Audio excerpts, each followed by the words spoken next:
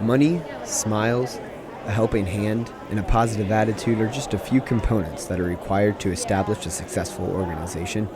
Helping over 8,400 children from across 47 states and 8 countries, and by raising over $4.7 billion, the Children's Miracle Network is celebrating their 30th anniversary.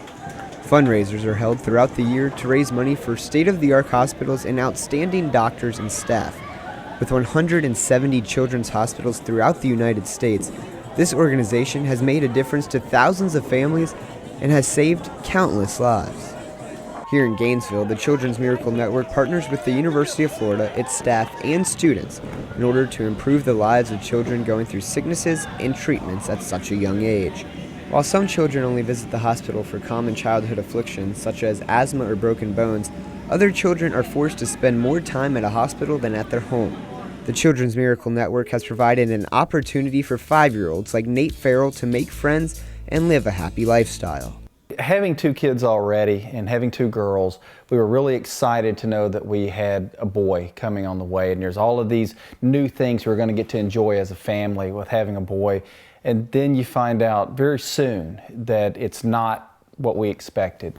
At first look, Nate looks like a normal 5-year-old, full of energy and always curious. He loves playing board games with his sisters, playing outdoors, video games, and cheering on the Florida Gators. Nate loves telling jokes, has a joyous personality, and makes friends in his kindergarten at school. We've got a little guy here that's unlike anybody else, and he's somebody that everyone is drawn to. So being able to enjoy him in a totally different way that you never expected that's been the special part. But at second glance in the Ferrell home, Nate stands out, a bit different from just your average 5-year-old. The long oxygen cord that comes from Nate's nose and winds around the floor of his house represents the long and very difficult road that Nate and his family have faced. With this disease, you never know what to expect. There are some kids that are healthy for a very long time. There's other kids that decompensate very quickly. So we never knew, and the fact that he showed the symptoms so early, we didn't know, and we really didn't expect him to ever be healthy enough to do a lot of the normal things that kids do. Born with mitochondrial disease, Nate struggled with respiratory distress, liver issues, as well as other abnormal problems. The disease affects 1,000 to 4,000 children each year and is approaching the frequency of childhood cancers. At the time, Nate was the youngest person to receive a gastric simulator in the United States. The hardest thing when it comes to raising a child like Nathan is the unknown. This disease is extremely unpredictable, and we don't know what next week holds, much less 5 or 10 years from now.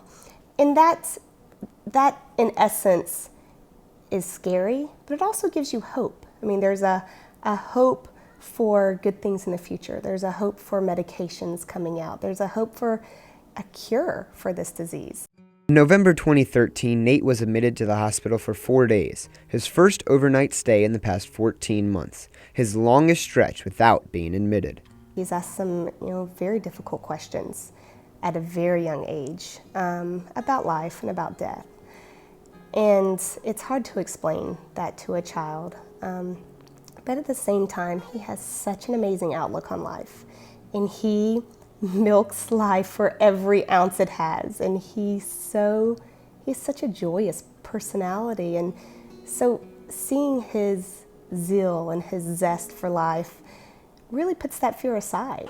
Nate has developed special relationships with many people throughout his young life, but perhaps none more special than with his doctor, Dr. Islam. Spanish, I am Spanish. I speak Urdu. Is that okay? What's Urdu? It's a language. Awkward. Awkward. There you go. Something about when he and Nathan got together the first time, they just sort of clicked and bonded, and they really enjoyed each other, and they kind of became little buddies. So he would bring Nathan all kinds of neat little things, and it wasn't long until it was time for Halloween, and Nathan said he wanted to be Dr. Islam. We said, well, I think we can make that happen. So he dressed up, and we went to an appointment. He had an appointment on Halloween, and he went in full regalia as Dr. Islam, and pretty well slayed the whole staff there. Happy pie. Hot pie. No, no, too slow. I get you every time. Yes, you did. Yes, I do. Oh, Bobby, a pie. Okay. Down low. And the pickle. What? Pickled. What's a pickle? A pickle what you eat like that. Hey, what? Pickle. Very good. I learn something new from you every time. Yeah. That's true. Did you tell Dr. Islam thank you? Thank you. Thank you for a hug. I'm done. I think we're done.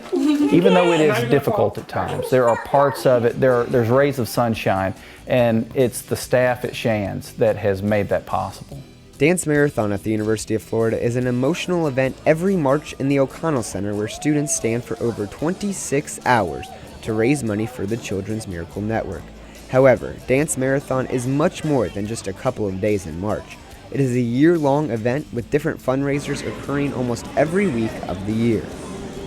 You have all of these young college-age kids that are just so enthusiastic and so full of life, and that begins to spill over into our family as we're with them. So getting able to be a partaker of that has just been fascinating. At a recent event, a radiothon to help raise money, several local radio stations came together to help promote Dance Marathon. One man decided after several years it was time for him to make a personal difference. I've been growing my hair, not knowing why, for about 35 years, and it just seemed like a good idea to cut it off. And then this kind of just got into one big ball of fun. Last year at the Dance Marathon event, students raised over $1 million for the first time at the University of Florida. This year, they hope to eclipse the $1 million mark once again.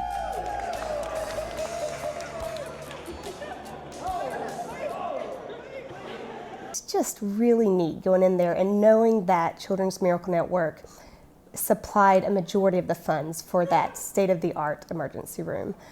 So that's the first way that Children's Miracle Network really does affect, Nathan. Through the help of the students at the University of Florida and the Children's Miracle Network, it has provided an opportunity for children like Nate to put a smile on their face and truly define the word miracle.